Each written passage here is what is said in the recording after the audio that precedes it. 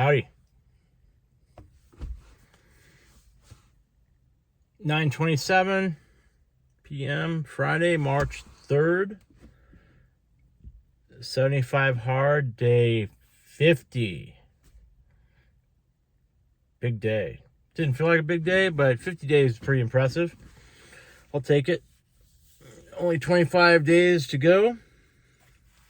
But the fact that I've done this for 50 days is pretty amazing.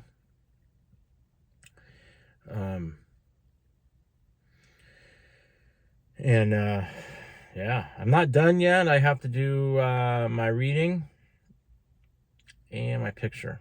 And that's it. So I'm going to go in the house right now. I don't know why I always start yawning as soon as I haven't yawned, I don't think, all day, but I turn on that camera and I instantly start yawning. I don't understand that. So, woohoo, day 50. Pretty normal day. I got up early, went walking with the bell. Then I left and did a job, and I was gone all day doing a job. Came home. Kim had dinner for me. And then I really did not want to go do my second workout. I had a long day. I was kind of done. But I got on the treadmill, started walking, and kind of immediately came to life. Stopped hating it. Like, I did not want to go out there. Friday night, long week, Friday night, I'd really just like to sit and have a cocktail after dinner and catch up on my work, actually, is what I would like to do. But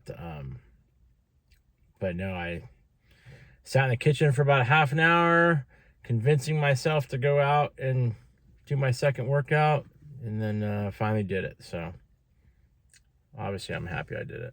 I was going to, it just took me some talking into and trying to eliminate all the excuses of why you shouldn't.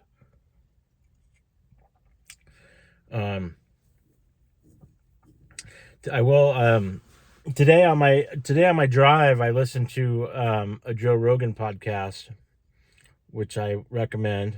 It was with Russell Brand, which I haven't listened to his show.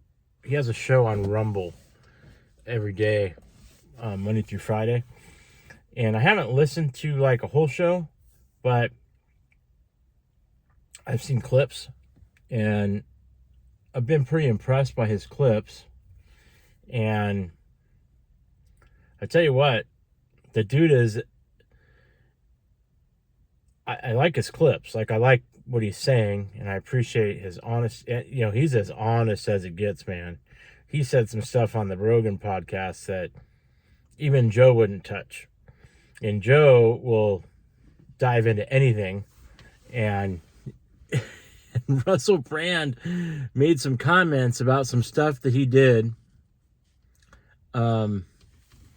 that Joe just let it fly. He didn't want to touch that. He wanted to touch it with a 10-foot pole. So he just let it fly on by, which probably better. But usually Joe goes, "Wait, what'd you say?" Or, "Wait, tell me about that." And Joe just let it go. It was kind of funny. It's probably one of those, Russell's got that real heavy accent, and it might be one of those where Joe's like, "Did he say what I thought he did?" But I think he repeated it. Well, I know it's what he said. And you got to listen to it. I'm not even going to tell you what it was, but it involved a bathroom. When you listen to it, you'll know. But I think he repeated it. So he said it twice, so Joe couldn't have missed it completely. But regardless, it was a very good interview. Russell talks really fast, and he gets on some great rants. But the man's intelligent. He's very well. He's well spoke. I mean, he can hold his own with Joe, and Joe, is obviously very well educated. from all his shows he's done. But Russell can definitely hold his own, can definitely lay down a really good rant. And I enjoyed it. I listened to the whole thing because I had a long drive today. So I was able to listen to the whole thing and from start to finish. So it was good. I recommend it. I think it's about 3 hours long. But I think I'm going to catch some of Russell Brand's shows. Oh, I don't know why I'm yawning. Well, I'm tired, but I mean, I don't know why I'm yawning now all of a sudden. But I'm gonna catch some of Russell Brand's shows. It sounds really good. But they talk about a lot of stuff. They talk a lot about the pandemic. I didn't get that. Could you try again? Russell Brand has been, he was, I don't know if he was censored. He said he had one strike on YouTube because he said one thing that they didn't like, and but then he went to Rumble and they promised not to censor him, and so it sounds like it's working out well. But yeah. So and one thing they talked about Fauci a lot. I really liked a lot of their conversation. They talked about a book. There's a book out that Joe's listening to that, and I think Russell said he had written or read some of it, but he hadn't finished it. And Joe's listening to it, which I intend to listen to it too, called The Real Anthony Fauci. And I downloaded it. I don't remember who it's from, but it's like a black cover with big white letters on it. I downloaded it on Audible, and I'm gonna listen to it. I'm gonna start listening to it on my drives. So Joe said it was really interesting, and he really liked it so far. He said that the guy who wrote the book, God, I'm trying to think what his name was. I think his last name was Kennedy. But he couldn't read the book because he actually was injured by a flu vaccine. He had a vaccine injury. And so that vaccine injury damaged his vocal cords, which I guess is a common thing. Not common, but, well, it's a known side effect from a flu vaccine is to have something go wrong with your vocal cords. So he cannot talk, or he cannot talk clearly, or something like that. But they talked about how that was kind of ironic that he wrote this book about Fauci, and he himself was a victim of a vaccine injury.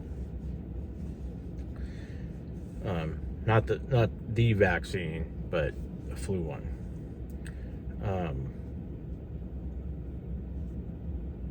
So I'm gonna check that book out, and maybe I'll do a review on that once I listen to it. But on a side note about Fauci, I could do a whole another thing on the Fauci. But if anyone has seen the movie, maybe I'll do a review on this movie. If anybody's seen the movie Dallas Buyers Club with Matthew McConaughey, great performance by McConaughey as usual. But if you saw it pre-pandemic, you should go watch it again, knowing what you know now about how we handled, when I say we, I mean the government handled the pandemic, and look at it from that point of view. Knowing what you know now about what happened the last couple of years, go watch Dallas Buyers Club again. And while you're watching it, keep in mind that the guy in Dallas Buyers Club, who's the government guy, is Anthony Fauci. Same guy. And watch Dallas Buyers Club again, knowing what you know now. It's kind of eye-opening. I had not seen Dallas Buyers Club until after the pandemic. So I never saw it without that opinion or without that experience. But it was shocking. So that's some homework. Go watch Dallas Buyers Club. Good. It's a good movie. It's a good movie. Regardless. So if you haven't watched it, go see it. Anything with McConaughey is generally good. And if you have seen it pre-pandemic, watch it again post-pandemic. Yeah, that's all I got. Friday night. Wild Friday night. Finish work late. Gonna finish 75 hard, day 50 kind of late. Go to bed. So, that's all I got. Hope everyone has a good weekend. I'm looking forward to tomorrow. I don't have anything. I don't have anything planned. Probably shouldn't have said that out loud. But I don't. So, anyway, everybody have a good weekend. And I'll see you tomorrow sometime for day 51. Thanks.